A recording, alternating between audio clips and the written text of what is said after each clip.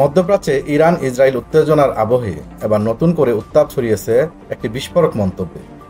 পাকিস্তানের পারমাণবিক কর্মসূচি নিয়ে হুমকি দিয়েছেন ইসরায়েলের সাবেক উপপ্রতিরক্ষা মন্ত্রী এবং লেবার পার্টির কেন্দ্রীয় কমিটির সদস্য মেয়র মাসরি। সামাজিক যোগাযোগ মাধ্যমে এক্সে, পূর্বে টুইটার, আরবি ও হিব্রু ভাষায় দেওয়া এক পোস্টে তিনি বলেন, ইরানের পর এবার আমরা পাকিস্তানের পারমাণবিক কর্মসূচি বন্ধের চিন্তা করছি। এই মন্তব্য ছড়িয়ে পড়ার পরপরই সামাজিক যোগাযোগ মাধ্যমে তীব্র প্রতিক্রিয়া দেখা দেয়। অনেকেই এই বক্তব্যকে অযৌক্তিক ও উস্কানিমূলক বলে অভিহিত করেন এবং পাকিস্তানের পক্ষ নিয়ে কঠোর সমালোচনার মুখর হন। যদিও বর্তমান মেয়র মাসরি ইসরায়েলের কোনো সরকারি পদে নেই, তথাপি রাজনৈতিক ও প্রতিরক্ষা কৌশল নির্ধারণে তিনি একজন প্রভাবশালী ব্যক্তিত্ব হিসেবে বিবেচিত হন।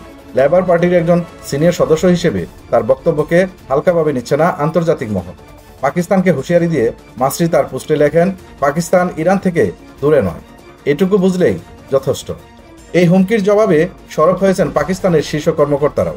গত সোমবার দেশটির উপপ্রধানমন্ত্রী ও পররাষ্ট্রমন্ত্রী ইসহাক দার এক বিবৃতিতে বলেন, ইসরায়েলের জন্য আমাদের বার্তা পরিষ্কার, পাকিস্তানের দিকে তাকানোর সাহস করো না। তিনি আরও জানান, পাকিস্তান সর্বোচ্চ সতর্ক অবস্থানে রয়েছে এবং যে কোনো আগ্রাসনের জবাব দিতে প্রস্তুত ও সক্ষম। পাশাপাশি তিনি স্মরণ করিয়ে দেন, ভারতের সঙ্গে উত্তেজনার সময়ও জাতি যেভাবে ঐক্যবদ্ধ ছিল, তেমনি সার্বভৌমত্ব রক্ষায় এবারও পাকিস্তান একসঙ্গে প্রস্তুত থাকবে। সামাজিক প্রতিক্রিয়া ও বিশ্লেষণ।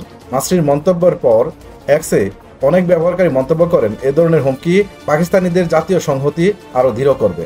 কেউ কেউ মনে করিয়ে দেন, পাকিস্তানের পারমাণবিক সক্ষমতা ও অতীতের সংযত কূটনৈতিক অবস্থান। এদিকে সামাজিক মাধ্যমে এমন গুজব ছড়ায় যে যদি ইসরায়েল ইরানে হামলা চালায় তবে পাকিস্তান পারমাণবিক জবাব দিতে পারে। যদিও এসব দাবি সরাসরি অস্বীকার করেছে পাকিস্তান সরকার। বিশ্লেষকদের মতে মাসরির মন্তব্য নিছক একজন রাজনীতিকের ব্যক্তিগত মত নাও হতে পারে, বরং এটি ইসরায়েলের ভবিষ্যৎ কৌশলের ইঙ্গিত হতে পারে। অন্যদিকে পাকিস্তান এখনই সরাসরি প্রতিক্রিয়ার অবস্থান নিচ্ছে বলেই মনে হচ্ছে।